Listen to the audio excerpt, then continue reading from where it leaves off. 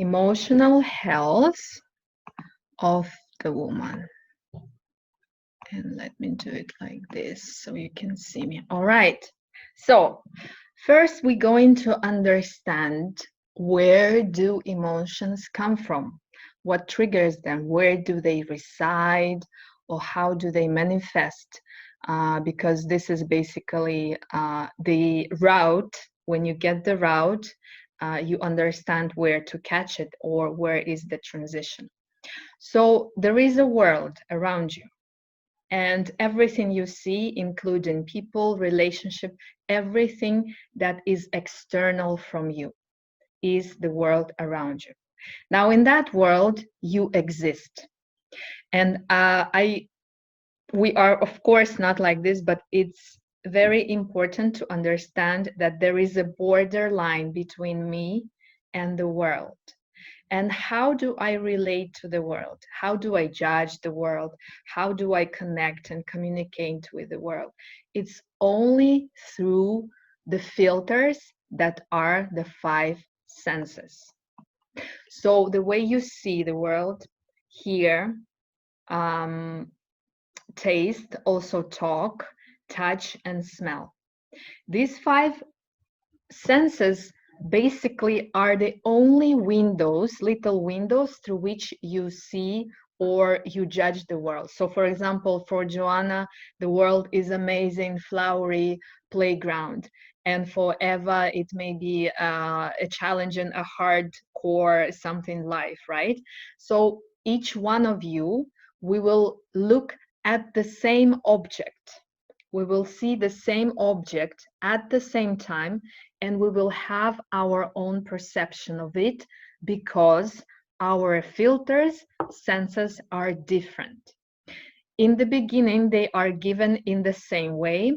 Well, not really same, because, for example, we know that some people are born blind or deaf, right? So it's first the karma. So you are born with these tools according to your past activities, and now you kind of earned. So what you have at your birth is what you deserved by yourself, not from the divine. So you basically choose what kind of vision you're going to have, what kind of listening you're going to have. And then throughout the life, as you evolve, it changes. So this is where the culture, society, parents, and environment, which is the world around you, defines and shapes your senses.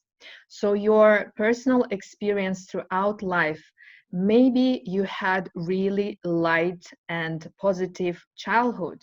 Perhaps somebody had really dramatic and traumatic childhood. So our senses will be different.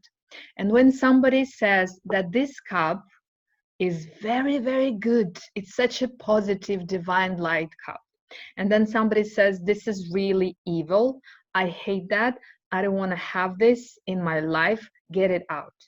So does it mean that these two people are wrong? No, both opinions are correct. So let's say if I would say there is no God, I'm correct. And if somebody will say, yes, there is God, and he will be correct. It means that you and I, we cannot debate or argue about anything, because in my picture of the world, through my senses, this is my reality. And through that person, in that case, this is his reality. And that is real reality. And my reality here is real. So it means that five senses are opportunities or limitations for you how to perceive the world.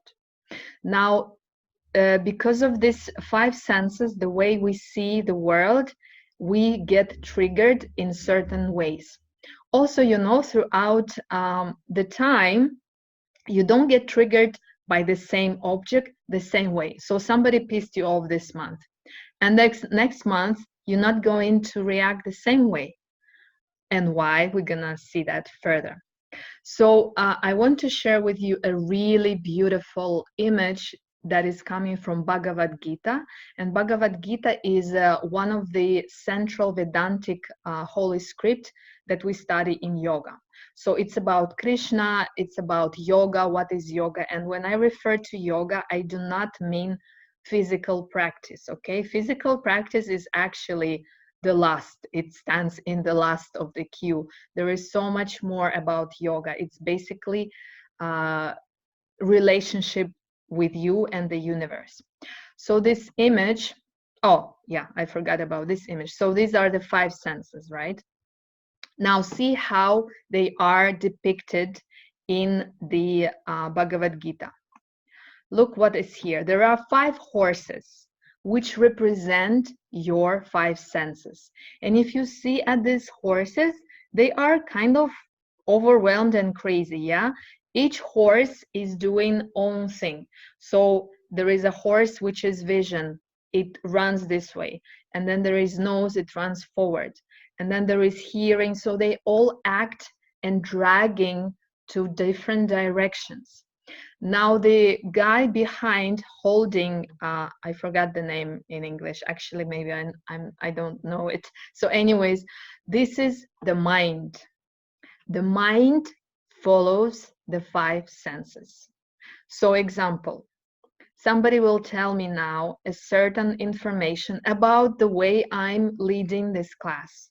Yeah, and I will listen to that. Whether it will be positive or negative, I will react. So whether it will pamper me and I feel like, wow, so validated, or it will put me down and I will feel like, oh, I'm the worst lecturer, teacher, so I'm not gonna do that. It means my mind now made a judgment or a belief that I'm good or I'm bad.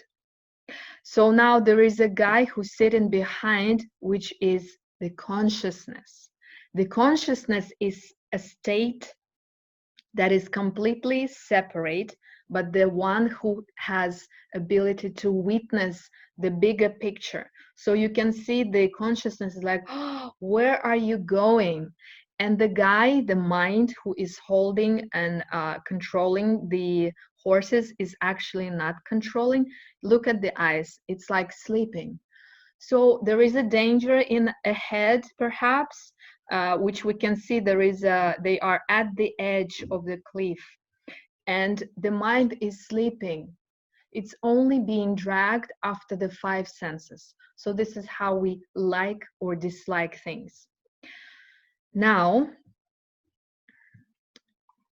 to the left, so the lowest vibration where we perceive the world is 5 senses. Why I say lowest, it doesn't mean they are bad.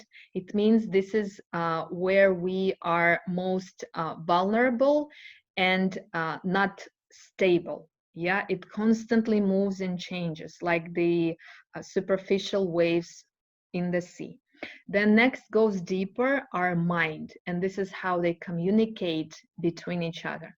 Then we have higher, which is consciousness, which is actually understanding the correct understanding of like, yes, this is good or this is bad. So this good and bad is not just emotional, it is actually understanding what will help me or what will not help me. Sometimes we can relate to this as intuition.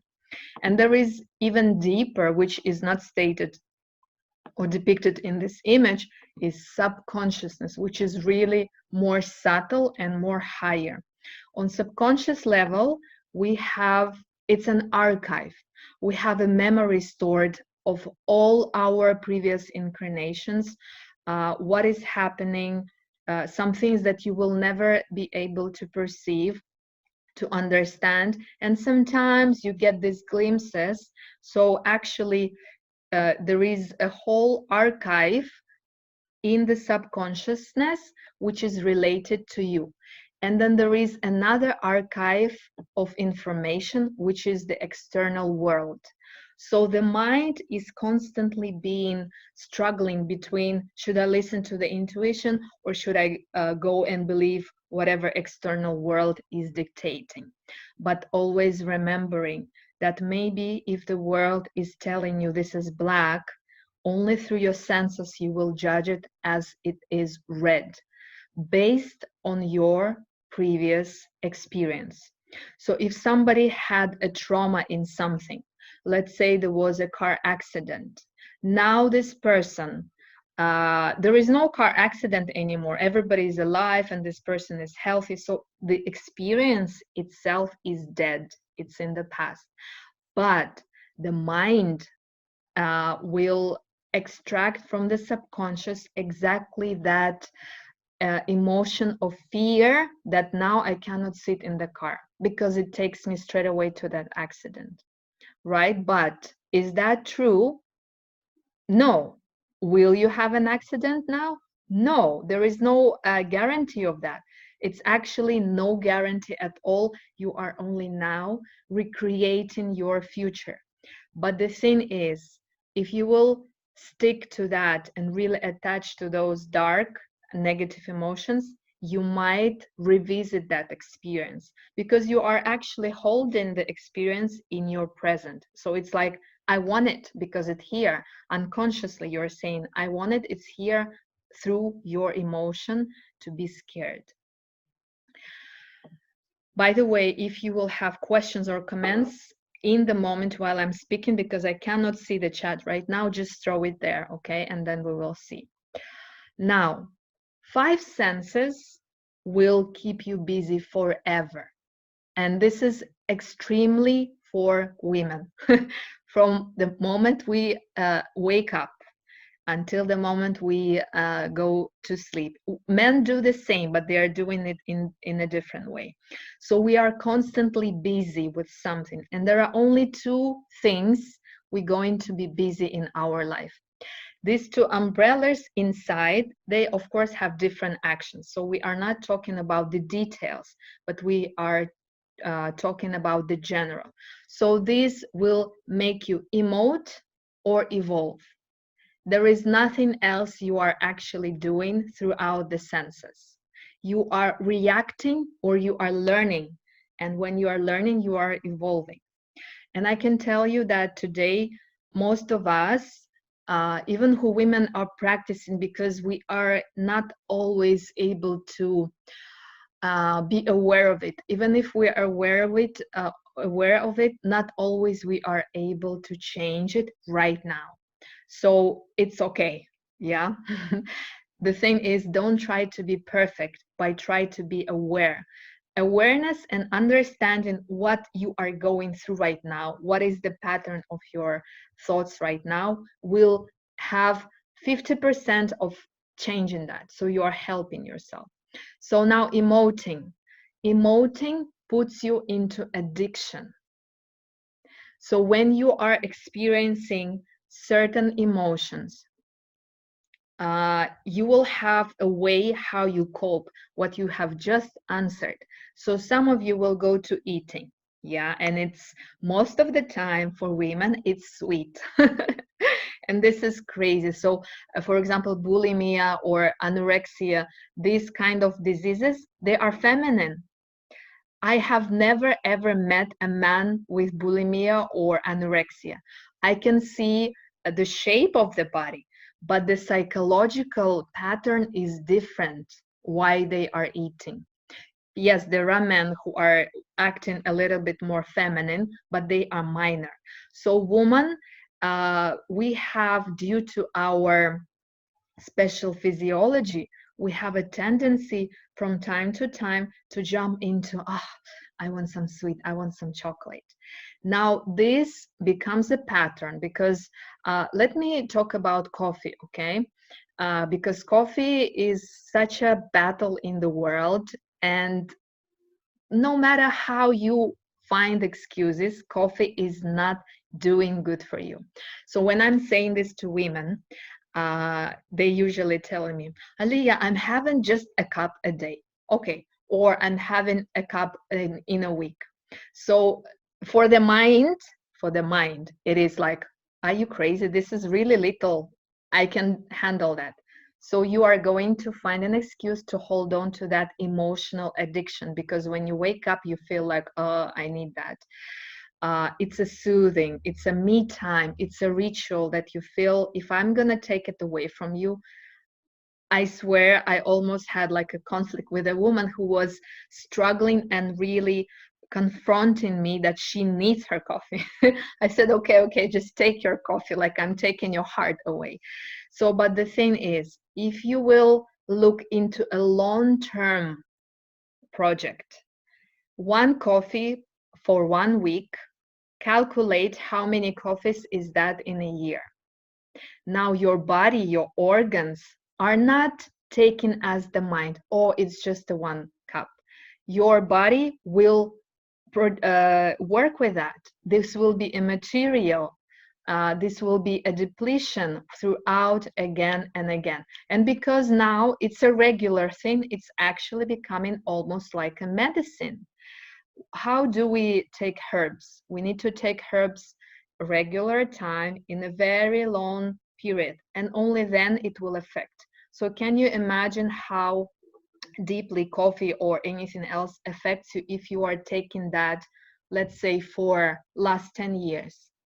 What have you been taking emotionally? You can think now. And now on the other side, when you are evolving, when you are watching your emotions, when you understand what they mean, then you are actually say, you know, today, no more. Actually, this is not coffee. I cannot drink coffee at all. Like, I just don't drink it. So then you are feeling you are free. And this is when you are kind of taking that pause, step back, and wait for 1 hour or 2 hours or maybe a whole week. You're feeling, wow, I feel that my willpower is so strong. Now, when we are dropping into emotions and feeding our addictions, our confidence drops down. In the short reaction, you will feel, I'm PMSing, so I need my chocolate right now. So I'm going to eat my chocolate. And in the moment, you will feel, oh, it's so good, it's so good. But you know, your subconsciousness knows the truth that this or that is not doing benefit for you. So somewhere you will start feeling with the time that your confidence is actually low, that you don't have enough of voice to speak up, that you don't feel brave to go and like to speak somebody, or to establish new project, or to host a retreat, or anything, to write a book, anything you are thinking of. And you will think, where is this confidence coming from? You will never relate, because everything is under the table where there is time and space. So the time works with your hormones, with your body, and you will not relate, because most of the time we are living on the superficial, which are the 5 senses. So if you saw immediate effect of something, like for example, if I take a knife and I cut my hand, yes, I'm going to have result right now. I can see that. My mind now judges this is bad. But what if you are doing something to yourself which your mind does not understand? Your senses are busy out there, acting all the time. Then you will not be able to connect the dots. Where does my long confidence comes? On the other side, we have a neutral confidence. Now, it's very interesting to say that I'm not referring only to negative emotions. I'm also referring to positive emotions. Now, look what's happening. Women, they have a tendency to drop low or to go really high. So this is our addiction. When I'm talking about addiction, just things like coffee, cigarette, alcohol, chocolate, they are just superficial. There is a deeper addictions, like, for example, mental or emotional. So we are addicted to emote, and our addictions is like, I want to be hyper happy, and then I'm dropping to very low sadness, let's say. So this is like playing the ping pong. So these here are positive emotions, and then on that side is negative emotions. One of the laws of psychology, and actually many therapists know about it, that if you are having symptoms of very high positive, like euphoria emotions, remember that you went to the extreme. And by the law of this jumping, something hits the wall, it's going to hit it back soon. So when I start working with women, and in the beginning we fix something, and then there is like, wow, I feel so amazing, life is so beautiful, and yeah, let's jump into all the experience and try this and try that. Like I had few clients who, for example, they fixed their life and they gained back some of energy, and then they wasted it even faster than before because it really takes you high, and as high as you go, you will drop. This is natural. So you're just jumping from one extremeness to the other. The thing is that the confidence, if we think of this as a scale, this is 100 positive here. Okay, this is plus 100% self-esteem, and this is minus 100. And in the middle, you have 0. So I can tell you, start thinking that you want to have your self-esteem on point of 0. Like somebody will ask you, on a scale of 10, where is your self-esteem? And you're like, 0. Somebody will think, oh, that's very low. Why you're thinking so bad about yourself? But it's just a little piece of the picture. The bigger picture is that you want to be in the neutral. In this realm, you are experiencing both. So you are not going to the extreme side of the negative, and you are not going to the extreme side of positive. So somebody would ask me, but will that mean that my life will be boring? And actually, many women are resisting to do emotional work because they think now life will be boring. And now what, I'm going to be just numb and like as if I'm on Prozac or Xanax, you know, all this psychotherapy medications. No, actually, now you will have the true experience of feeling. And because there is a belief that being calm and being in control of yourself is boring, we need some drama and spice in life. So I always say about this, if you go to cinema today, you will not find a pleasant movie with a very positive story that is from the beginning to the end, is just everything is peaceful. Nobody will come to see such movie.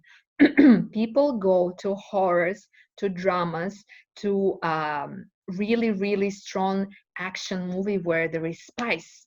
So you're sitting there and waiting. Come on, come on. When things are starting. And even my daughter comes from movie and she's like, oh, this movie was so amazing. It was holding me in tension all movie. So we want to be tensed. The mind is craving for dramatic, spicy experience. But the thing is, if you will be running on that engine all the time, it will age you and deplete you very fast. This is the truth. Now, how does it work inside of the body? The nervous system has subdivisions. So there is autonomic nervous system, and then there is central nervous system and peripheral. So today we're just talking about autonomic. So word autonomic means it's not your conscious choice, right? It happens automatically as a reaction. So there are 2 branches. They are running through the spinal cord. One is parasympathetic, another is sympathetic. So let me introduce you first to the parasympathetic and look what is different. It is wired from the cervical cranial vertebrae and from the sacral. So in the beginning of the spine and at the end, at your tail, right? This is our 2 ends, and parasympathetic nervous system functions as your relaxing. So it relaxes you. It allows you to rest, not just mentally rest. Your body needs rest. For example, sleeping. So you are actually falling asleep and feeling sleepy because your parasympathetic nervous system is functioning. Then it allows you to recharge. It's a cell recreation. It allows you to digest, because when you are not calm, you cannot digest. You have problems with the bowel. It allows you to create, because when you are calm, you understand, you have certain understanding, and you are becoming that free, peaceful vessels to which insights are downloading. So you are understanding. And this means you are living in the body because you are calm, so you are grounded. Now, sympathetic nervous system, look to which spinal cord nerves it is attached. It is from the heart center down to lumbar spine. Now this, when we are practicing yoga, or there are some teachers here also of yoga, you can relate. So when you go to yoga class, everything we're doing is actually for the spine. And most of the challenges we have in the back bend or forward fold. So where it's always lumbar spine or the thoracic vertebrae, which is in the chest area, right behind the heart. This is where we have majority of stiffness, blockage, or even like disc relocation or protrusion. So this is very stimulating in a sympathetic way, which means fight, flight, freeze, suppress, addiction. And in this case, we are living in the mind. Now, lumbar spine. I will pay your attention. So something here in sympathetic nervous system is present that is not present in parasympathetic. These are adrenal glands. Adrenal glands are exactly those glands that store your preserved energy that you need for your animal instinctive protection. So this fight, flight, freeze, this is exactly what I relate to. So imagine that we live in a stone age, okay? There is something is happening. So we are running away from a wolf. So our sympathetic nervous system will jump in, activate adrenal glands that will secrete cortisol, adrenaline, dopamine for us to run, to sprint like never ever before, so we can survive. It will save us. Then you ran away, you survived, and now your parasympathetic nervous system will you will relax and breathe and like, oh my God, I just need to lay down, I'm so tired. So you will start rebuilding yourself.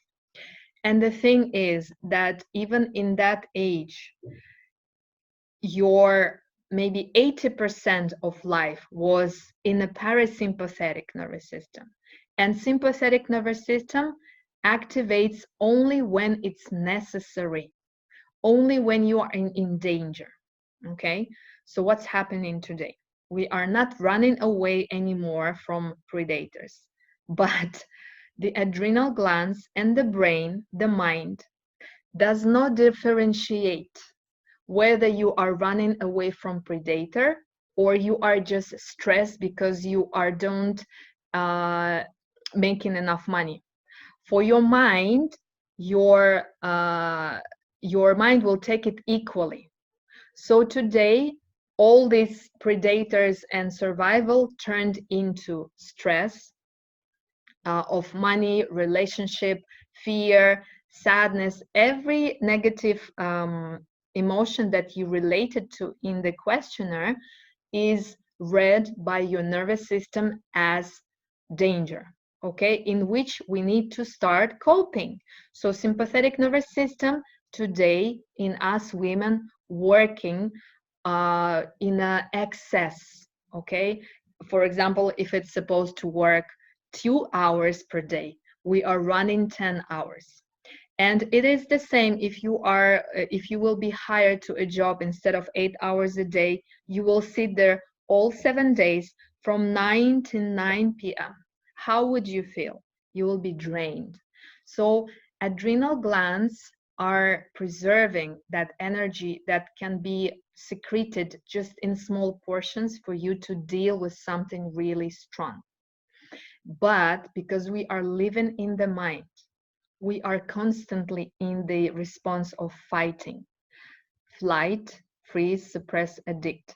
So fight is when you're having a conflict, and it doesn't matter whether you are having conflict with me or with yourself, it's the same. And you know, the internal dialogue inside of the mind, so you would think like, oh my God, she told me this, why I didn't say this, I should have done this, okay, next time I'm gonna tell her. You, who do you think you are? And you know, all of this negative, like there are people in your head, so they are constantly debating about something, so there is no peace.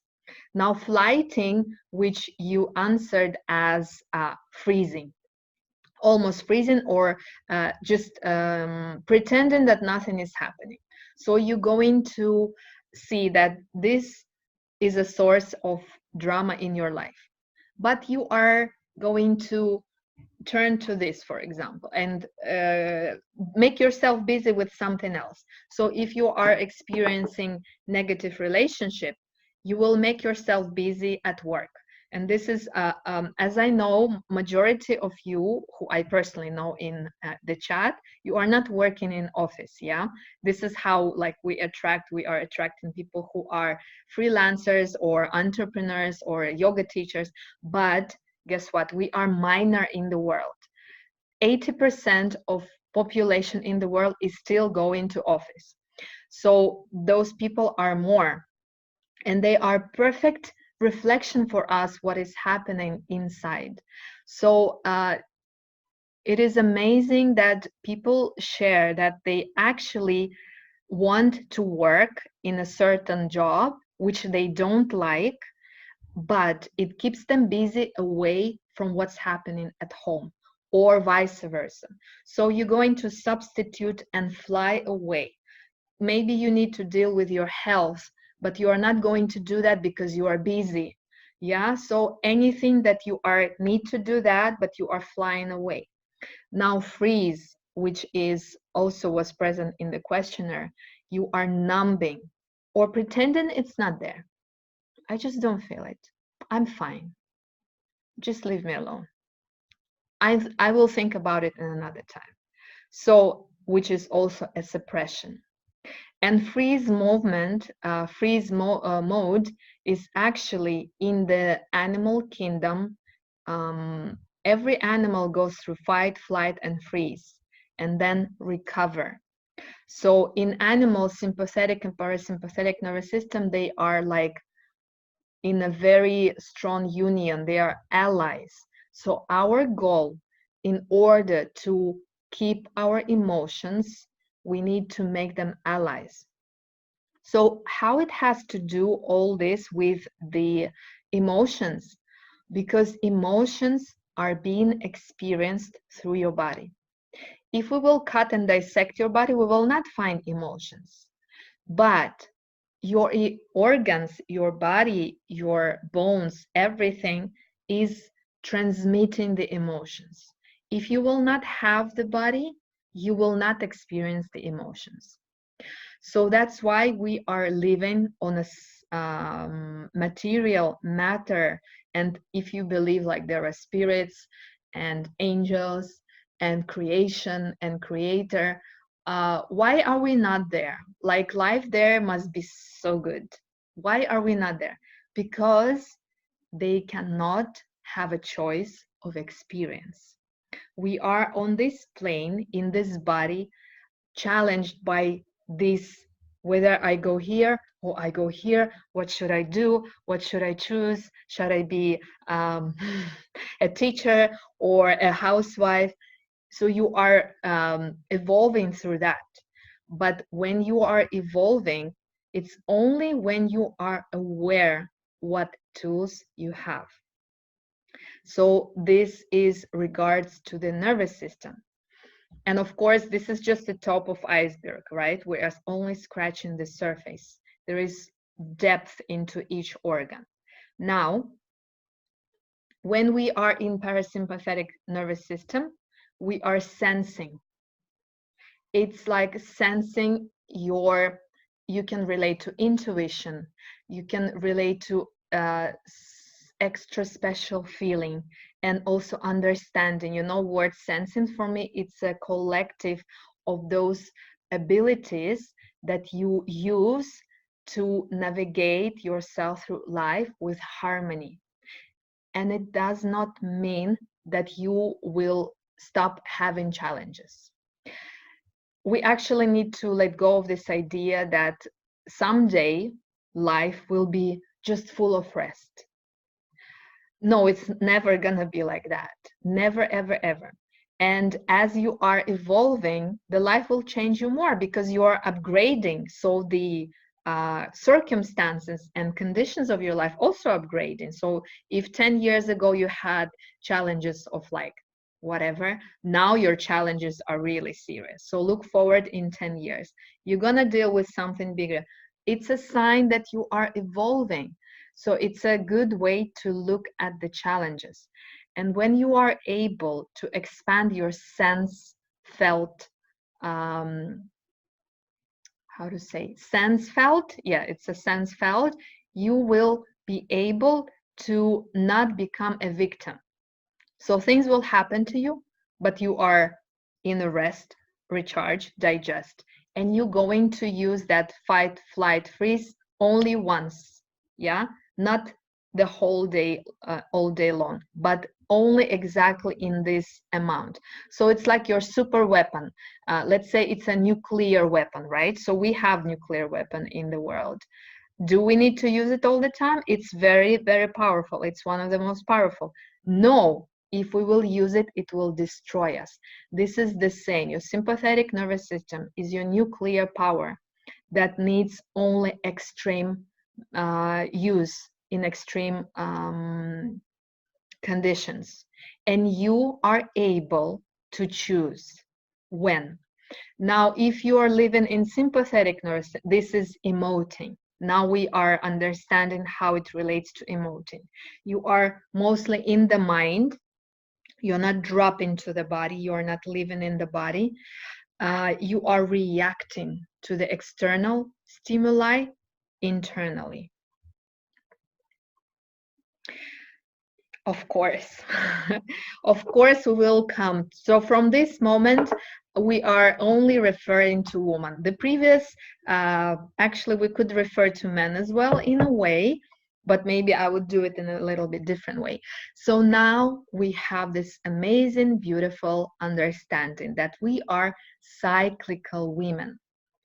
And in the beginning, I told you that there are times in the months when you will react to the same object in a different way. Why?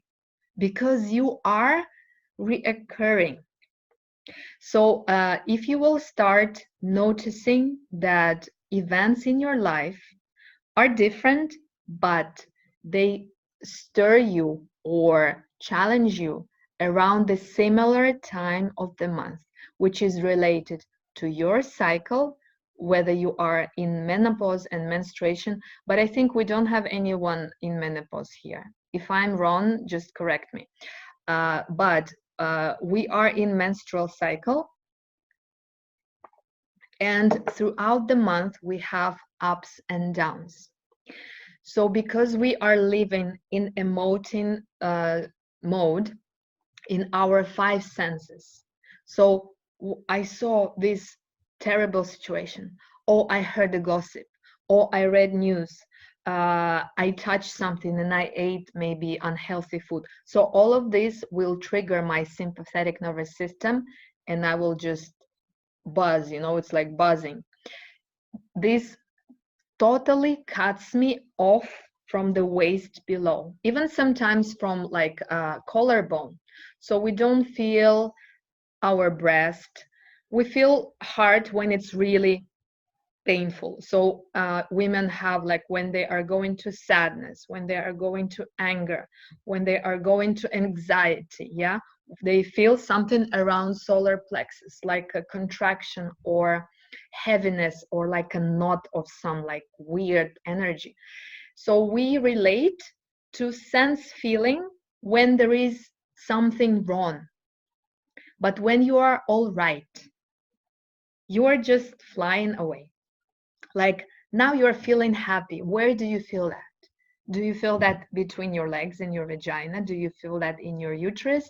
Maybe your left or right ovary? So it's like we have this second brain. And in this case, I would say that for women, it's actually the first, should be the first brain, which is in the pelvic floor. We call it also the gut feeling or the gut brain. So men also have a gut brain, but women have maybe then third, which is around uterus and genitalia in general. And because let me show you, go back. So here, look, the parasympathetic nervous system is wired in the brain and sacral, where you have uterus. So these two brains, they communicate for you to rest, recharge, digest, create, understand, right? And the thing is that the signals are sent from this side, from the lower sacral to the brain. So the brain will give commands to react in a certain way according to how your uterus is feeling. So let's say if I'm now in PMS, and in PMS, oh my God, 15 years, no, when I was in my first marriage, every PMS, I was going crazy about feeling that my husband doesn't love me enough.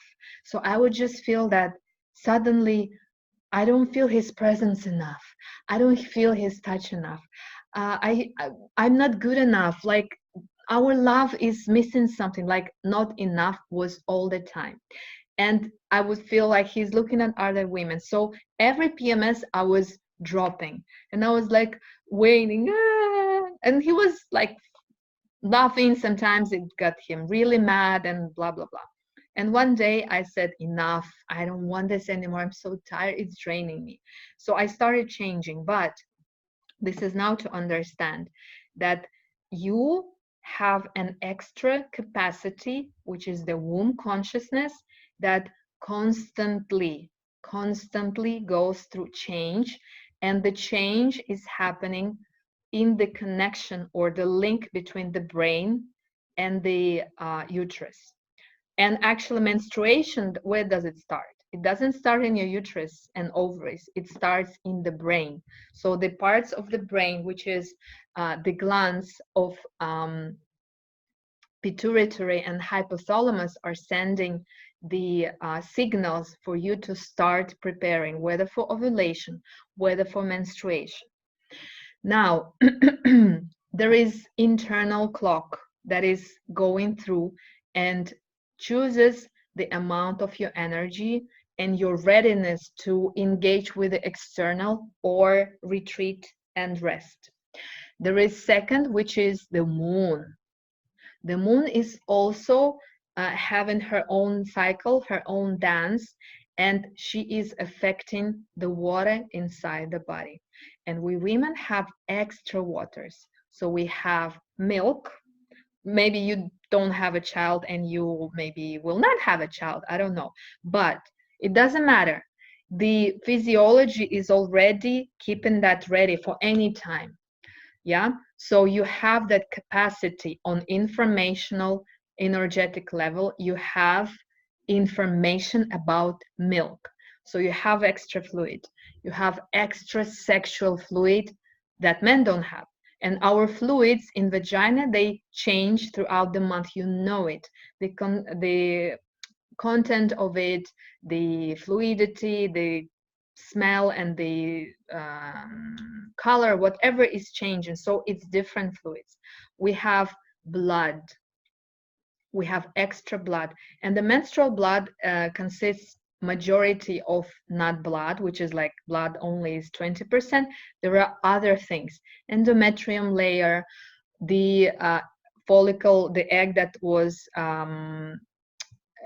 ovulated from the egg, the egg that was ovulated from the follicle. All of these are moving only because you have extra rivers. So the moon is controlling the water inside of the body.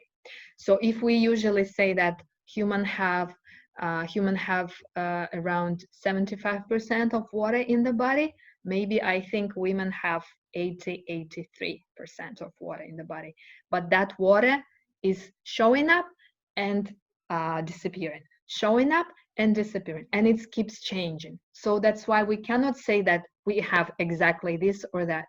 We cannot say anything absolutely as a fact about woman, because woman is constantly changing, and that's why we are emoting more. Now, if we look to menstrual cycle, what kind of cycles we have? We have ovarian cycle, which is happening inside of the ovary. And it takes, when did this cycle start? When you were in your mother's womb. So around when you were like 7-8 weeks, if I remember correctly, you already developed the follicles, and you had around like 6 million follicles. They already started going through a cycle, right? So how old your follicles are, it's amazing. Now, second cycle, you have uterus. The uterus herself has her own cycle. Then we have hypothalamus, which is in the brain, pituitary, the second brain gland, and adrenal. So let me go back to this here.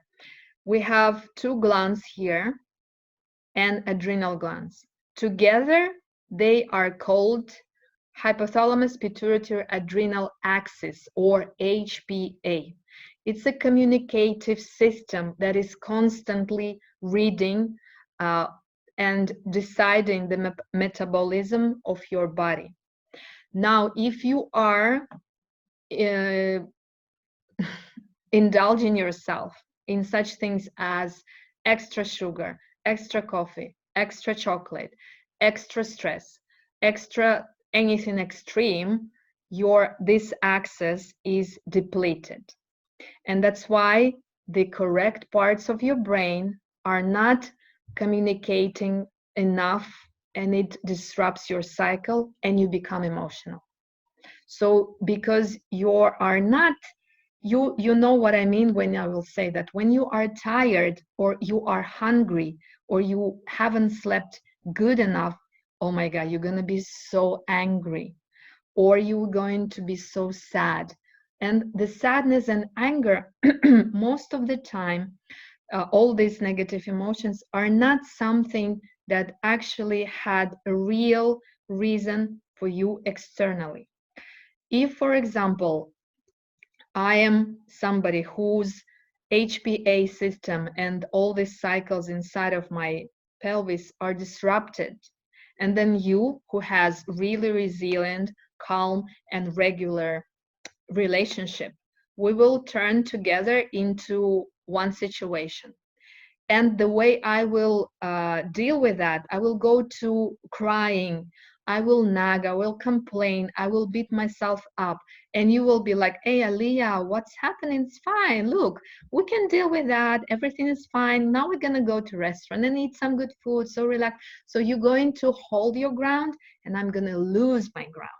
So can we say that the blame is in the situation? No. That's why actually it means that you cannot change anything about the world. If there are people around you who are constantly triggering you, they will be there. Somebody will constantly trigger you. They are not actually triggering you. You are only being triggered inside of your body, which experiencing resiliency or depletion. Now, the second axis that we have is hypothalamus, pituitary, ovaries, which is HPO. And this is how it works. So the brain, hypothalamus is a small gland here, pituitary, they communicate, and then they send the command to ovaries to start preparing for ovulation, or depleting the ovulation, or ending ovulation, and preparing for menstruation. So this communication should also be clear. It's like a channel, yeah? A channel on a radio, it's a frequency. You need to tune that radio so you have a really good sound. And also you choose what you play there, whether it's like dramatic song and very negative news, or you're gonna play some meditation and like some beautiful song. So it's up to you what you are choosing. Now, these are the internal in your body cycles that you are having if you are menstruating. And then there is external moon cycle that will support this or deplete. So now we are entering full moon. Today it starts. It's a super full moon because it's very close to the earth, which means impact is stronger. So now you can relate. Maybe how do you feel? Do you feel a little bit like triggered? Do you feel calm? And also observe, because full moon affects everyone differently. Someone will feel it 1 week before, and then exactly on a full moon day you don't feel anything. So it's always around. But most of the time, if you are triggered in a very unusual way, like, you know, you cannot fall asleep, it doesn't mean you're going to go to a conflict and like bad situations. It can be just falling asleep is hard. Why? Like, oh my god, usually I go to bed like around 10. So on some moon days I can stay up to 1, and I don't engage in phone or something, but I'm just like in my bed tossing and thinking like, oh my God, let me go, let me go. And I'm trying to fall asleep. So you just need to understand how the moon affects you. And one thing, as you are recovering your health, your emotional level will become resilient, evolving, and the moon will not affect you the same way anymore. So if you are somebody who is really triggered by the moon days, if you recover your health, it will change. And the same way regarding people who challenge you around.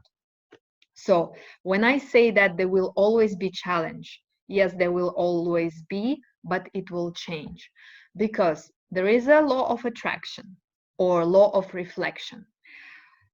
It doesn't mean that you will have zero of challenges and triggers, but it means that you will attract different or less. Because now the universe is like, well, you don't need to learn this lesson anymore. We can actually send you another lesson, maybe lighter. Maybe you earned something, really a good experience, but you will be able to receive less. So it's like wishing that you have less negativity around you is useless, but seeing that negativity around you reduces is a sign that you have been addressing your internal world, yeah, and your senses. Now, this is good to understand because we all going to end up in menopause. This is a guarantee, and I really love it. So what's happening in women in menopause? They also going through the same but in a different way. So they also have uterus cycle. It is very popular to think that, oh, I'm in menopause now, I can just ignore. I can just enjoy my uterus or vagina just for sex, and that's it. No, actually, during menopause, you need to make your sense felt even sharper, because now it's more subtle, it's more deeper. You are not menstruating, so there are not obvious things anymore, which means that your sense, by the time you arrive to your menopause, your intuition and sense of yourself should be like 1000%. This is how it should be. We'll see how it will be. Now, women in menopause have uterus cycle. They have hypothalamus, pituitary, adrenal axis working. So the ovaries are not very reduced amount of estrogen, progesterone. In some women, it completely subsides. And guess what? Because of this thinking, women think that, so I'm not producing progesterone, estrogen, and testosterone, which is the sex drive. So there is a wrong thinking judgment that, oh, now I'm in menopause and I'm not sexual anymore. I'm numb. So I can say goodbye to sex. This is really happening. So women think that in menopause they are not having sex, okay?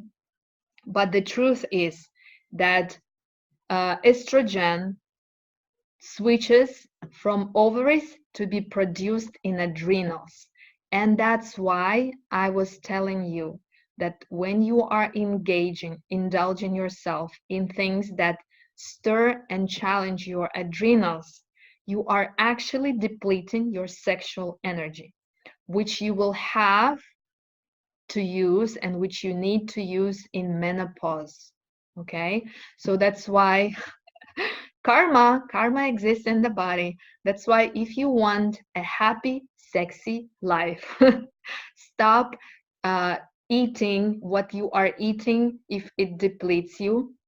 The things like I mentioned, chocolate, coffee, whatever, are just some of the menu. There are things that also stir up. Now, moon cycle, of course, it affects women in menopause big time. So now she has less, but it doesn't mean her responsibility reduced. Her responsibility actually upgraded because now she needs to listen deeper. Okay, what's next? I don't remember which slide we have next. Okay, now here I want to mention something about this, okay? So when we come to senses, how we use our filters to external world and that trigger our emotional plane, the dominant are vision and hearing. This is what women mostly believe or trust. So you saw something and you think that's it. This is the reality. Or you heard something and it's like, yes. So for example, when we start dating, when we are in a romantic state, there is a man and you already have this hope. I know some of you have relationship, but just let's imagine for the sake of example. So you are hoping that this guy is the one, right? And now he starts telling you some things like, I love you and I want to be with you and blah, blah, blah, blah, blah. So women have tendency to believe what men say. And they trust it so much that they are expecting that to happen. But most of the time, this is how men function. What they speak is, how to say, not to offend men, but to be honest. Most of what men speak, you cannot trust. You need to trust only actions. So if your man is telling you, my love, I'm going to take you on a trip, on a romantic trip. And then it's not happening, it's not happening, it's not happening. But you are like, when it's going to happen, when it's going to happen, we're going. It's just simple example. You need to understand that his actions are telling, we're not going anywhere, darling, we're not. But his words are saying, yes, yes, I'll do that, we'll do that. So they wake up. Don't trust, not because you're not trusting. It's because you cannot rely on that. You need something tangible. When you are trusting hearing in relationship or in other way, in our other situations, you are on a superficial level and you will be anxious to expect what's going to happen. So now there is this news about coronavirus, yeah. And my daughter, she runs to me and she says, oh my God, Mama, you need to read this article and that article. She suddenly became so hyper. Usually she's very calm. Like there is a danger. You need to wear a mask and this and this. And this is everywhere. So now when I'm going out in Vancouver, people are wearing masks. Well, I trust there is a coronavirus, but also I'm gonna step and hold that ground where I'm not going to do anything emotional reaction, which is like fear, because actually I will attract that virus. I'm going to hold my ground and listen to myself. So the vision, hearing, and others have two ways of dealing. Whether you are going to external, so you see and hear around and you judge that this is reality, or you withdraw, so you look inside. We have a third eye. Why do we have a third eye? For us to look within.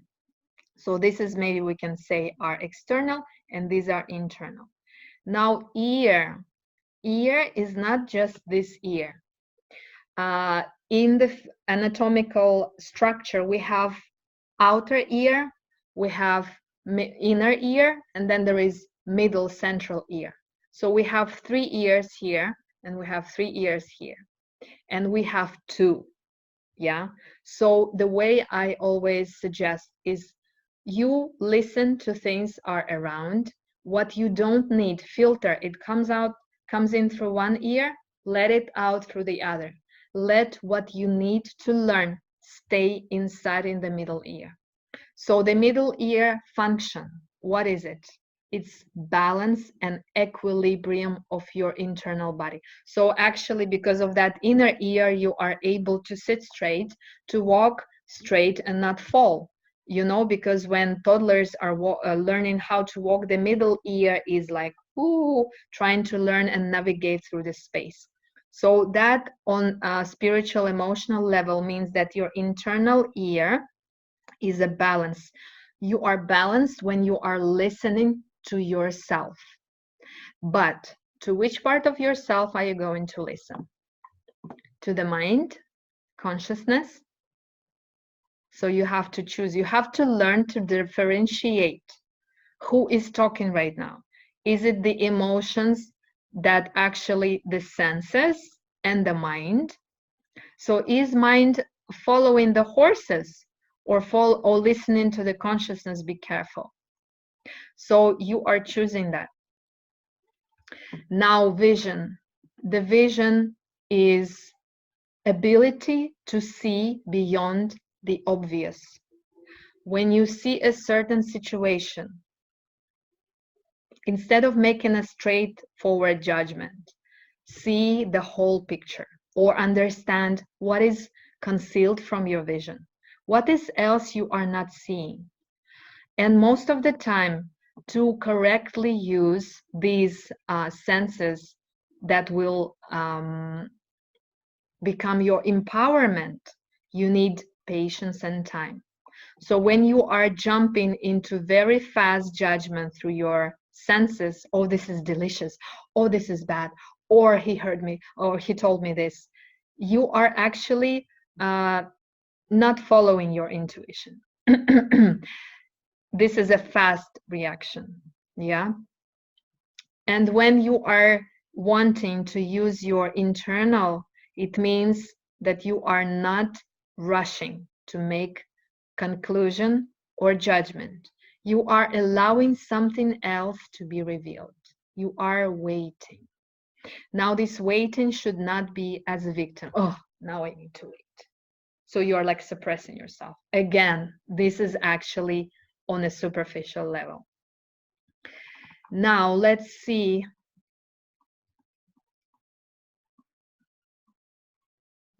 So, what can help you to stabilize your emotion and really all those tools that allow you to filter your senses? Yeah. Breath, number one. Number one, if you are practicing anything, like you're doing a lot of movements and meditations, but you are not actually every morning waking up and sitting and doing a breathing, forget about everything. How long can you live without breath? 2 minutes, 1 minute. And the breath is the transport or the agent of parasympathetic nervous system that allows you to rest, recover, digest, create, and live in the body. And you start noticing throughout the day when you are not breathing. You will see that exactly when sympathetic nervous system, the one that fight, flies, freeze, you will lose your breath. It will be shallow, or you will be not breathing at all. So it's going to be chaotic. Sleeping is very important, especially in those hours when we secrete melatonin, because melatonin affects our cycle, our recharge and rest. Yeah, so it's sleeping from 10 p.m. till around 3 a.m. This is hours when your pineal gland is secreting melatonin. How much time actually? Okay, we are good.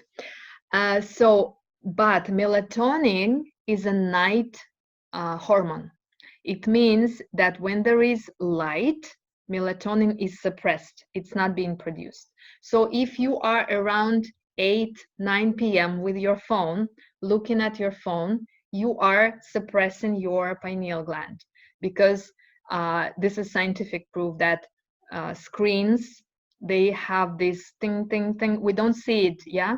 But if you, for example, maybe Google it or YouTube that, what you see as stable screen, and if you break it down the way it works, it's constantly very fast movement of waves. And that stimulates your pineal gland and suppresses your melatonin. So the more you are looking into screen after sunset, the less production of melatonin you are having. And that's why when you go to pharmacy, you will see they're selling melatonin. But don't buy that. Why? Because you just, it's artificial. The thing is not about having the chemical in the body. The goal is to make your system produce.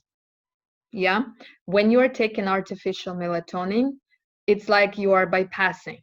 It's called bread of shame in Kabbalah. So you didn't earn that, you didn't produce. So it means your pineal gland is not functioning. You're just like given artificial.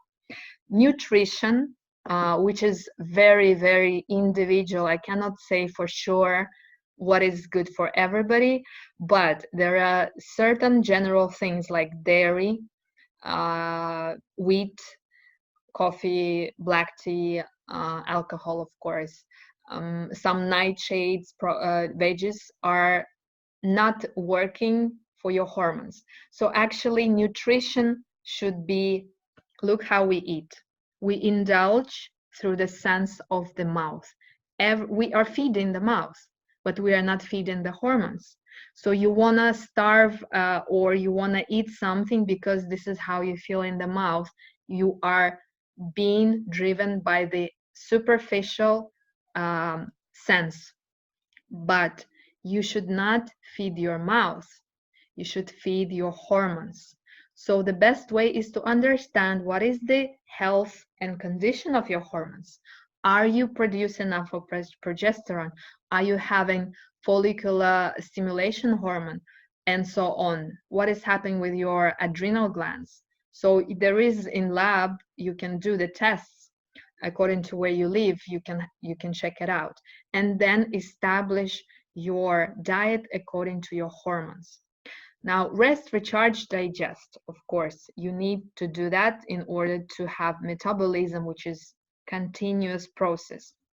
Rhythm of yin and yang organs. And this I'm going to refer to a little bit later. I will tell you what's that. You need to understand what is your hormonal cycle, which is menstruation or menopause. And then connect with the moon cycle. So if you do this, maybe it seems a lot, but to me, it's actually the main thing what you are doing all day long. You just need to substitute things. So you are not going to suppress or cut something. You are going to substitute. So what happens if we don't do that? If these tools are working in order to deplete us? So we have frustrated hormones, weak digestion, we are in fight, flight, freeze, defense mode, we are depriving our senses. So they are reading only superficial, external, very fast judgment. We have chronic illness, and by the way, most of the chronic illness are quiet. They are not revealed through certain symptoms. So majority of people end up in hospital when it's like it's a signal alarm. Right now it's burning or inflamming and there is so much pain. But if you would understand that in that person, that illness started around 7 years ago. So there is nothing happening like this. Oh, suddenly she had a heart attack. Oh, you know, she was living like that for 10 years and she gradually, slowly came and arrived to that. Chronic pain. Chronic pain is a big topic that we have in teacher training courses because people are ignoring chronic pain. So somebody has lower back pain for years and years and years. And then eventually it becomes quieter and quieter and quieter. It does not mean it disappeared. Or people having knee problems and because they still want to perform and they will still do certain practice in yoga class or jogging or jumping, disregarding and completely ignoring the pain in the knee. So that pain becomes subtle, but it is chronic. Low immunity, of course. And if you will notice that many people, many women, they have these cold symptoms around PMS and menstruation just before. This is a very, very common thing. It is a sign that you are not resting, recharging, and doing all of these things on the left. So stiff joints and tissues. Oh, yes. So today we are working out mainly for muscles. So we want to be fit, we want to lose weight or gain weight, but we are not actually thinking of joints and tissues, which are ligaments, tendons, bones. These are the main focus for health. So this all suppresses sex hormones. So we have weird relationship, like we have numbness, or we don't feel sexy, or we don't orgasm, I would say. But what is orgasm today? It's like for everyone it's different. Anyways, you know what I mean. Overwhelming experience of menstruation, menopause. So somebody who is having really deep pain, or someone's menstruation shortens and becomes, I have a client who has, like, normally she had 5 days and now it's going to 2 days. What is happening? So it's a drastic change. It's a sign something in your body is not working.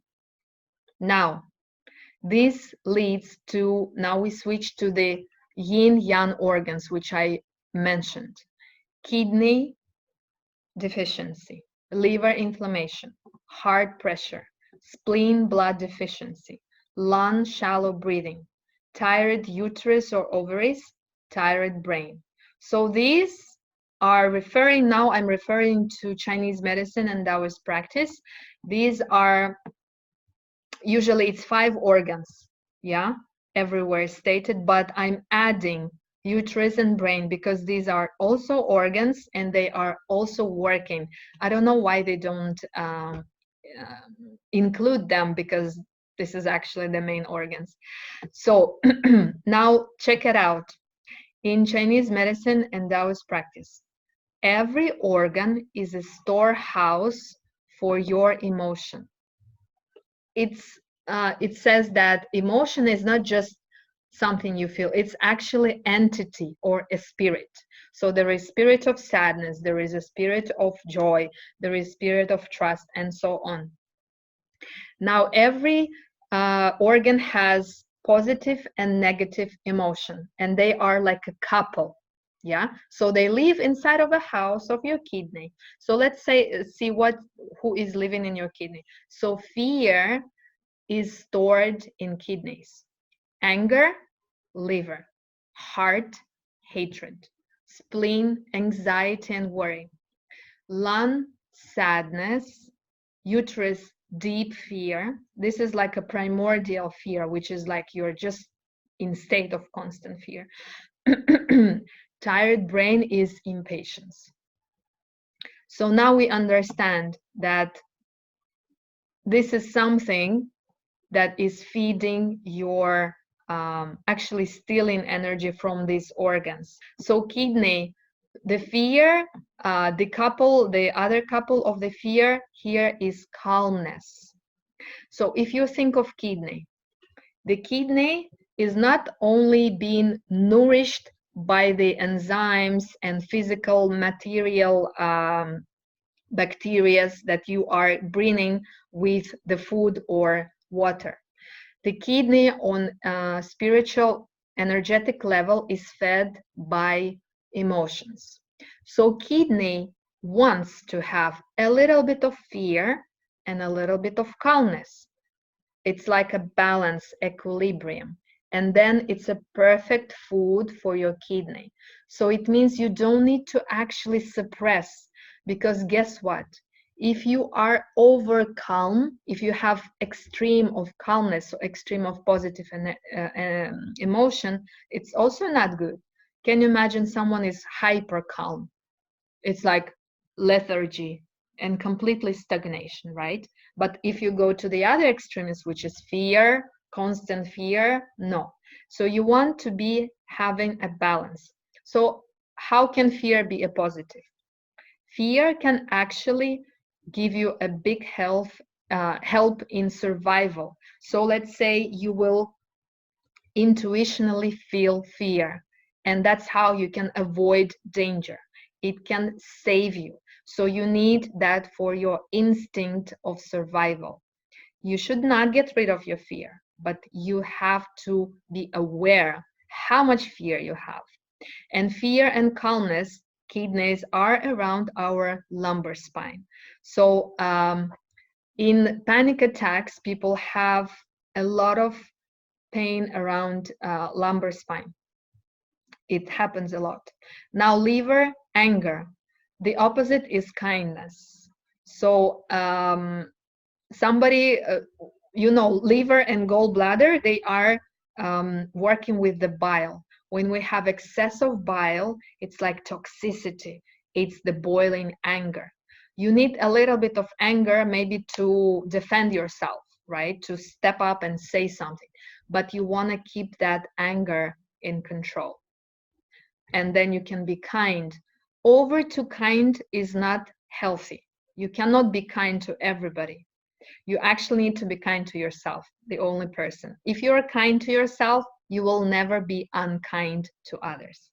Now, heart, hatred, and love. Over to hatred, obvious.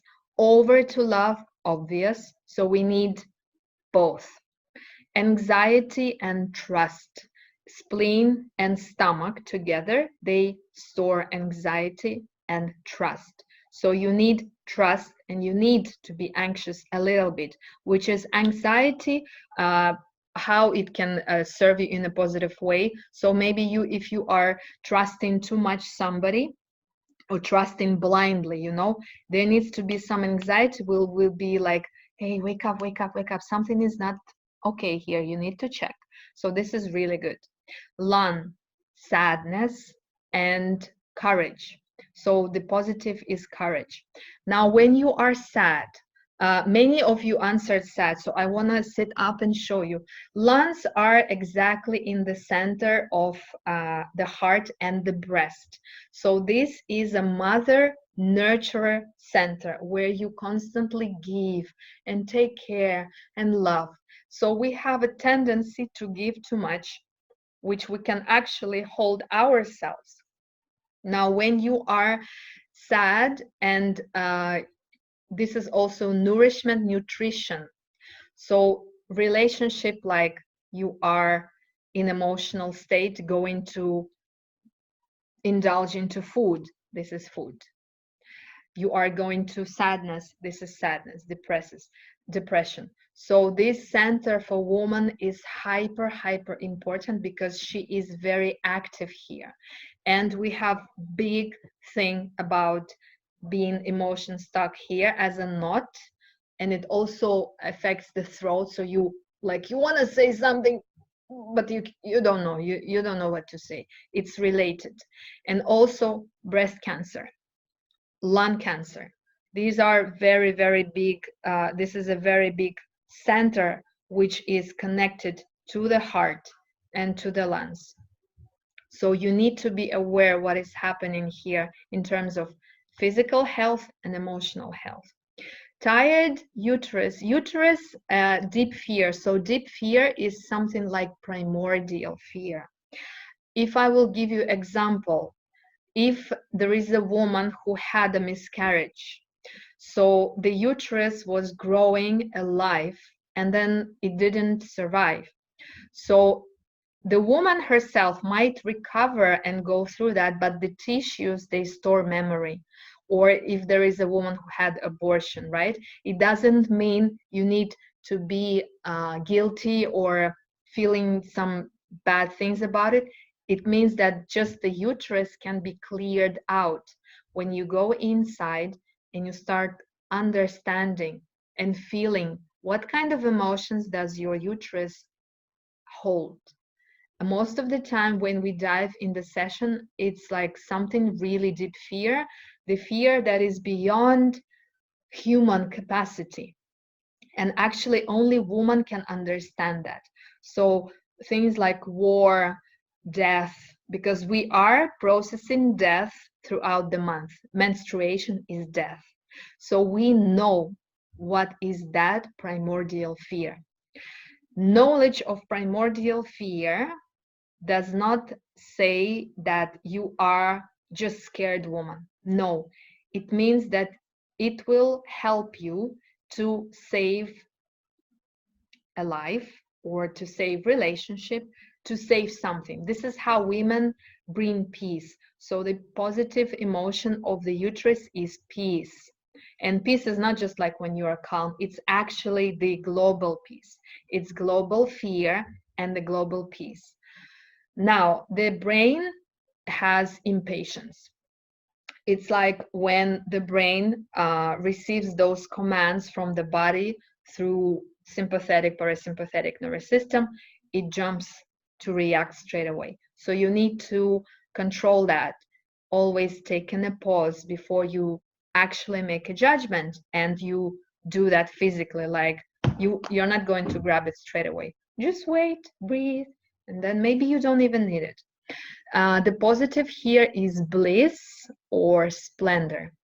So bliss is something hard to explain as an emotion, which patience is also not fully emotions, but it is what we are feeling, what we're experiencing. So bliss can be experienced during orgasm, meditation, after a breathing exercise, when you are just, like time slows down and you're just like holding space and you're feeling. You also might feel that when you connect with nature, like you go out to a forest and you just in silence listen to the birds. And what's happening with your brain? It relaxes, because brain and uterus are two similar muscles that are made of similar tissues. They're very fragile muscles. So the muscles, not like bicep, tricep, right? If I can work out here, I cannot do that to the brain or to my uterus. But these muscles, they are not stretching or contracting. They are simply going to freeze, like locking, becoming very stiff, or becoming loose, soft, and breathing. Yeah, so there is space for oxygen, for blood circulation. And this relaxes. For example, when you go and experience that birds and nature and river, you are in state of bliss. So also being in state of bliss constantly, you cannot do that. You need to live your life. You need to pay your bills, earn money, and so on. So these are the how you can relate to that through the five senses. through the, not five senses, yeah, five senses, then many emotions which can be broken down in this section of the organs. So, and then understanding where you need to work. While you are writing, just to let you know that next two sessions will be about eating and sleeping, where I will dive deeper into like anatomy. Like in nervous system, there are a few nerves that are very important, which you can relate to and work with in order to evolve your parasympathetic nervous system, or about hormones. So if you right now can share something regards to this, I will use that in those sessions.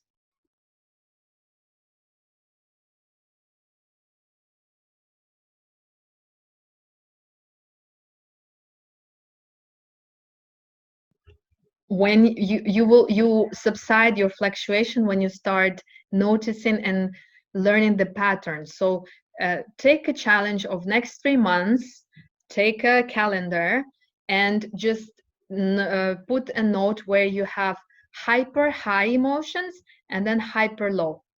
So, and just put this at least 3-4 months, and then you will see your pattern, right? Because this is a good example. So if you are growing a flower, right? So you bought a flower, you're putting it on a window, and suddenly after a week, your flower starts fading and you see like it's going weak. So you are like, okay, maybe I will move it, and then I'll change the water, do something. And what do you need to do? In order to see the effect, you need to wait. So the flower will adapt few months. This is the same way we need to treat our body like a flower. You cannot change something and wait for effect right now. You need to give it a time. So becoming a scientist observer who is tracking this experiment body through the time. So let's do let's do the practice. Let's stand up on our feet. Okay, so if you can stand somewhere where you have space. So let's just stand, our feet hips width apart, and stand normally, just like how you normally stand. Don't make any pose. So I want you to close your eyes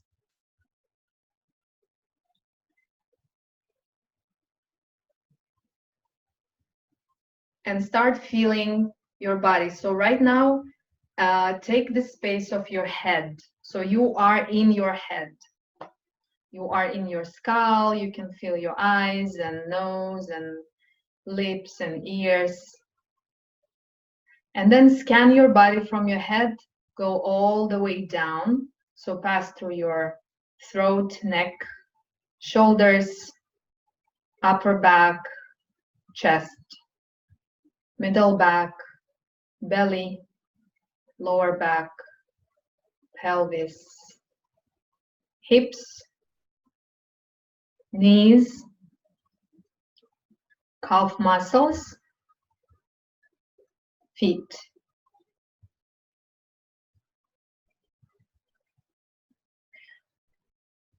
While you're standing there, sensing your body with your eyes closed, you know there is a force of gravity. If you will imagine the earth, and the center of the gravity is exactly in the depth center of the earth. It's something that is like a core weight of the earth. Now your body also has that gravity, but in your body the gravity is fluctuating and moving. So now as you are scanning your body, I want you to find where is the gravity force in your body. You will sense that as the anchor. Like, this is where my anchor is.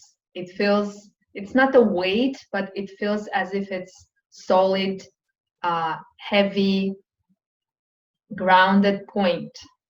It can be in your head, can be in your belly.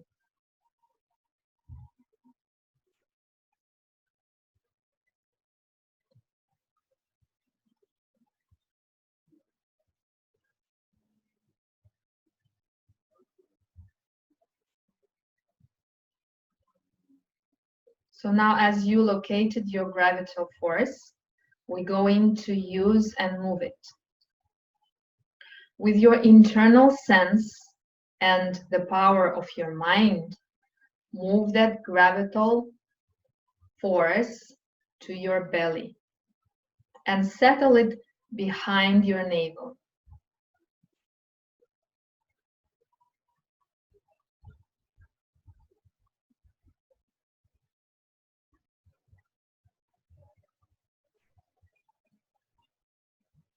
Now visualize that this gravitational force is a sphere, round. You can see maybe the color of your sphere,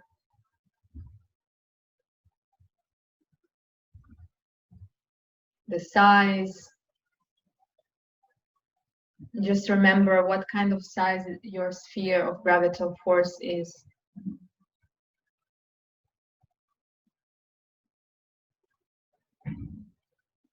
And now slowly, by remembering that the center is right here in your belly, you're going to expand this gravitational sphere to your hips, to your knees, and to your feet. And sense that. To me, it senses as below the waist, my body is like a solid, grounded structure. And if you will unlock your knees, so micro bend in your knees will allow that energy to flow more.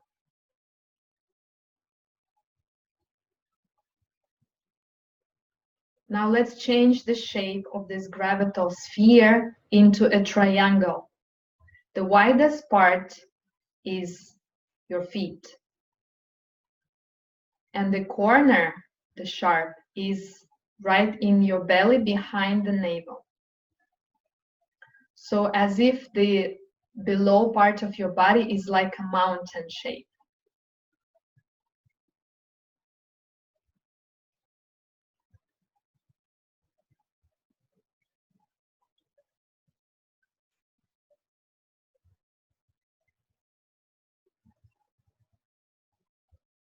Now you can visualize that this sphere turns into a long skirt that you are wearing.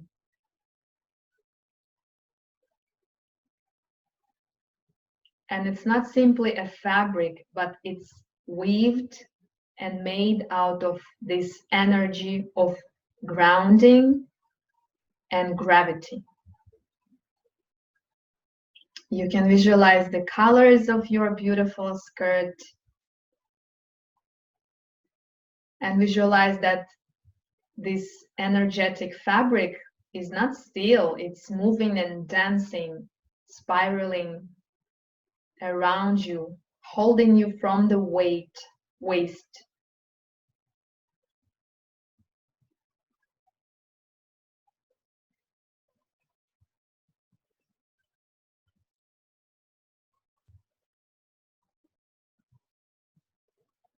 And now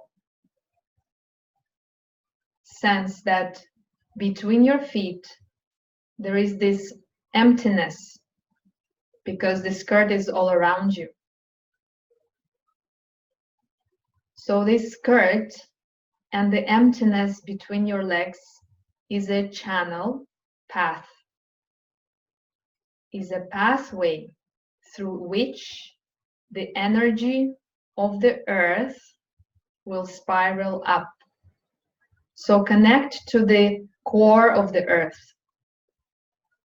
to the Mother Earth and her medicine right in the core of the Earth.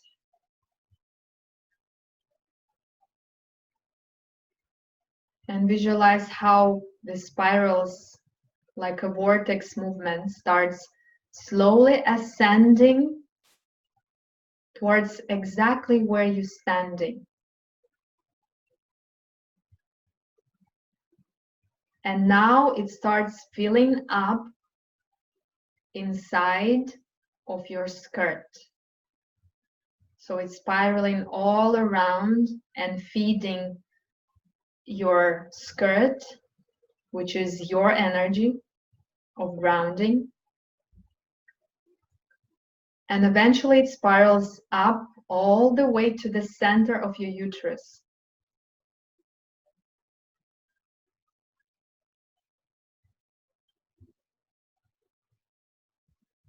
So you can sense that your uterus is drinking the energy of the Mother Earth behind this veil of your skirt, which no one can see, only you know about it.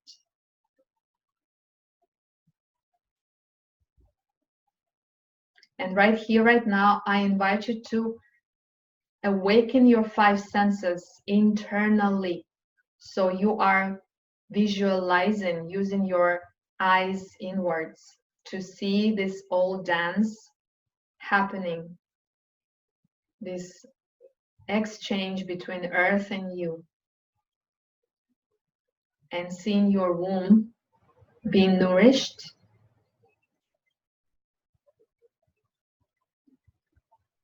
Now invite your inner middle ear to hear the frequency vibration. The external sound is only for external ear, but the internal ear gets the frequency vibration.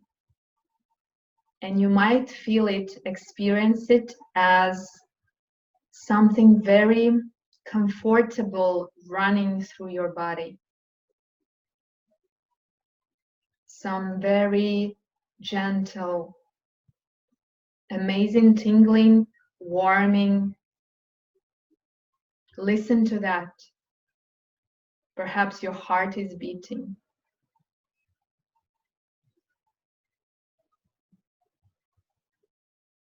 Now let's invite the sense of your smell.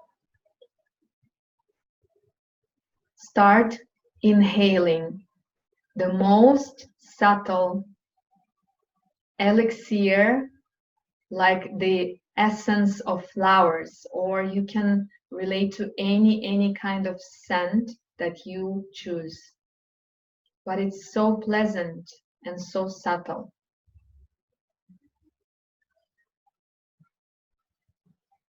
As if the air around you became the medicine and you are breathing that.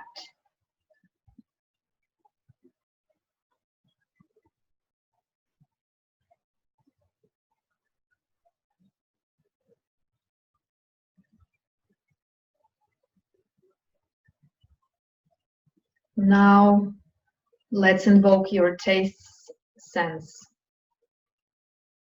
While all this exchange continues happening, you are wearing your skirt, the energy is spiraling up and feeding your uterus. Feel the taste in your mouth. The throat.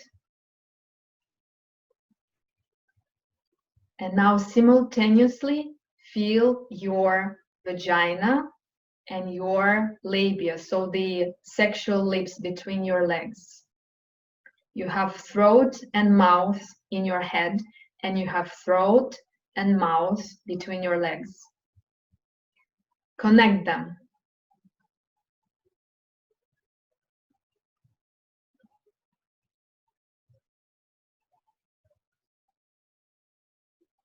And start feeling that the taste becomes sweet.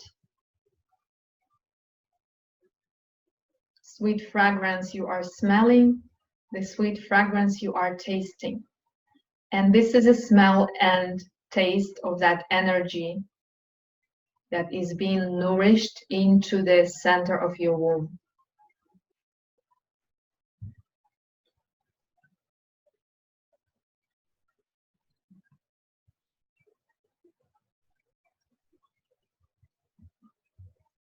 Still sensing how your legs are solid. The powerful skirt equals to a solid mountain, protecting and grounding you. Now we will invite the last sense, which is the touch. You are not going to touch anything really physically. You are going to touch only on a subtle level with visualization. So imagine that your arms, which are just hanging down, there are two levels of your arms, the physical and the phantom subtle energy. The physical arms will stay still. Imagine, visualize that you are moving your phantom arms. Move your phantom fingers, stretch them out, bend your phantom elbows. So you're just like waking up and warming them up.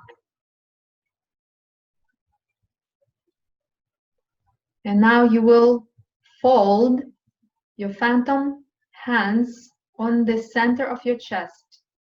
The right phantom hand first and the left phantom hand on top, right at the heart center.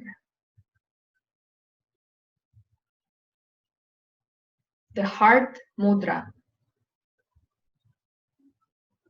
And now I really invite you to sense this touch.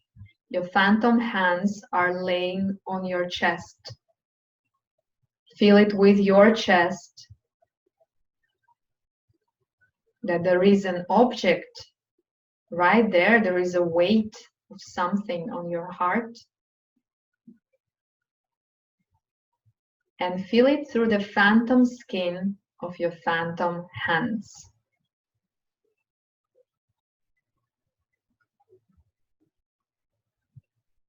Your belly is relaxed. And now visualize yourself in this space. So as if you are looking at yourself from the side. What you see is this woman with a calm face, with relaxed shoulders, with her energy hands on her heart center. And she's wearing this amazing, beautiful energy skirt all the way down to the ground.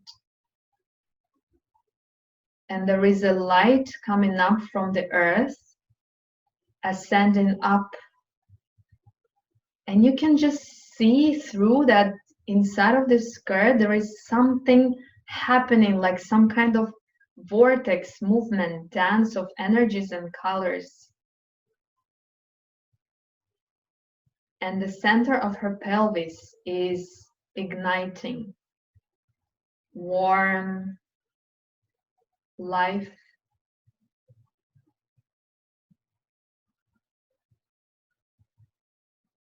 Look how much focus you expanded. You are at the same time in so many spaces. You are visualizing yourself from the side, looking at your body. At the same time, you are holding your phantom hands and sensing your heart. At the same time, you are wearing the skirt. At the same time, you are feeding your womb.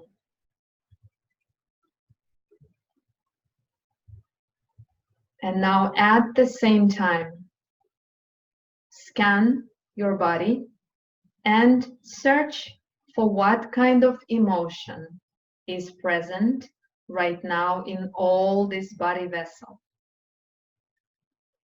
And when you find it, name it in your head.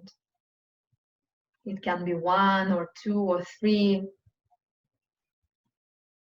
but make it clear as a fact.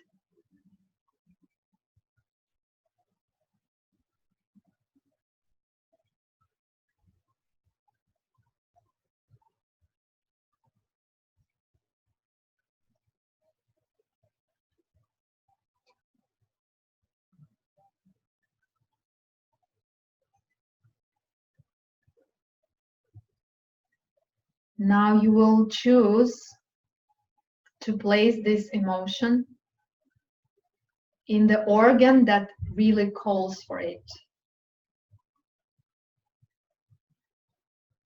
So imagine this is the energy, your emotion, and you slowly move it, let it flow into that organ that is saying, yes, I'm gonna take it, I'm taking it.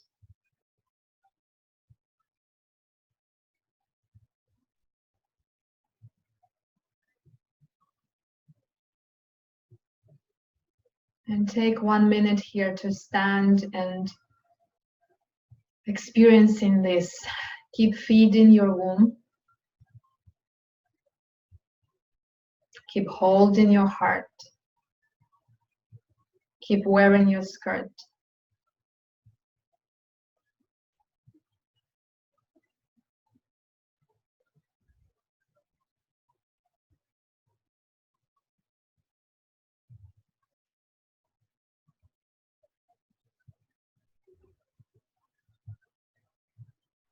Keep breathing. Neutral, extended, peaceful inhalations and exhalations.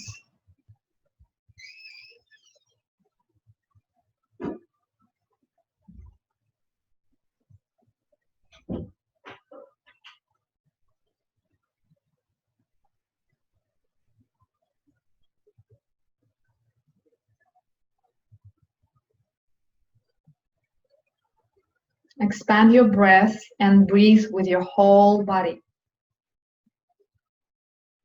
You have pores in your skin, and your skin is a part of respiratory system. So you can inhale with every centimeter of your skin. Start breathing with your skin. In your head, face, front of the body, back of the body, insides, sole of your feet, palms, everywhere. Keep feeding your uterus and keep breathing, holding your heart.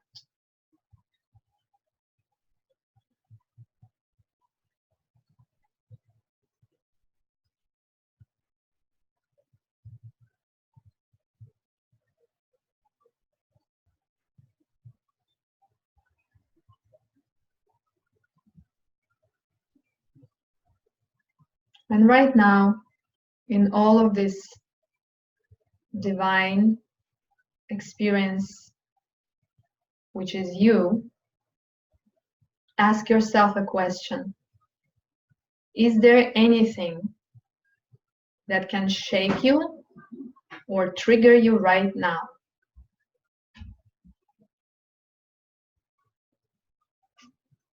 Is there anything that has power over you right now?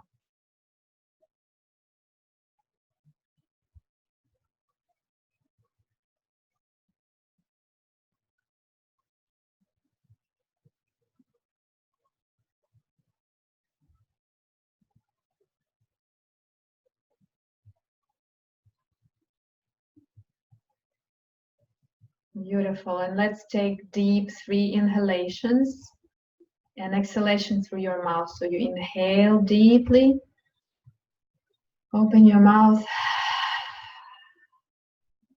2 more times.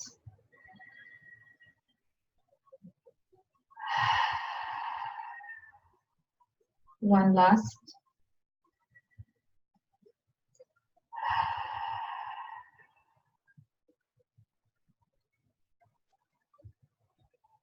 And just acknowledge your physical body right now. Where you're standing. And then acknowledge the gratitude towards the Mother Earth. And with that, she slowly goes back, the energy channel retreats back to the center of the earth.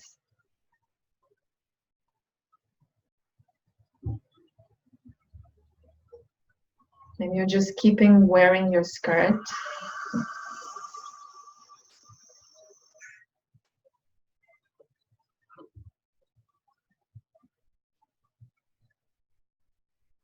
And make a decision that you're going to wear this skirt all the time. It's just going to be there, part of your system.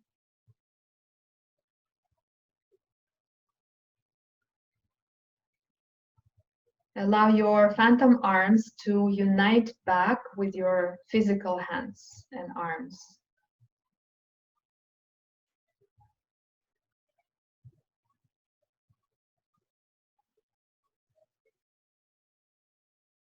And then rub your palms.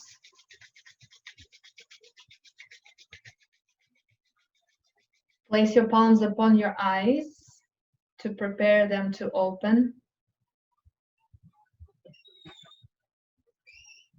And open your eyes. And with that energy, continue to making like a shower. So from the top of your head, start just rubbing everything like you are washing, like you have some kind of washing liquid, and everything down. And give it a really like good pressure. So it's almost like a massage all the way down from your back, from your kidneys, lower back, your butt, legs, all the way down, from your knees towards the earth, not missing any part, armpits, breast, between the legs, all the way down. And then let's inhale and bring our arms up. One more time. And you can come back and sit down in front of your phone and your laptop.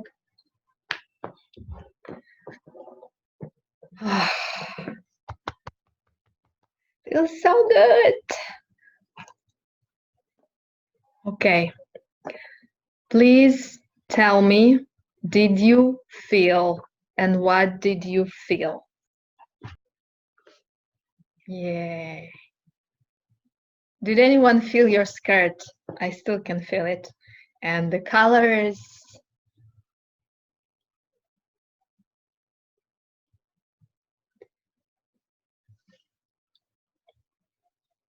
And my uterus is still buzzing. Wow. Amazing. Yeah, what was the color of your skirts? Throw it here. My skirt was like something red and like flowers. Yeah. Did you also manage to feel your phantom hands? How they moved and touched?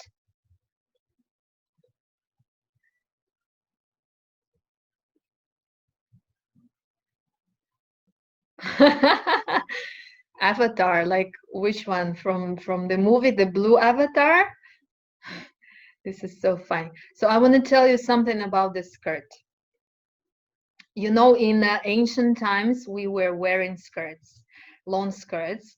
And today we also do, but it's more like trend and fashion. So I want to tell you that actually when you walk in your skirt, you create, so the skirt moves like in the infinite sign. Yeah, when you are doing, there is this vibration.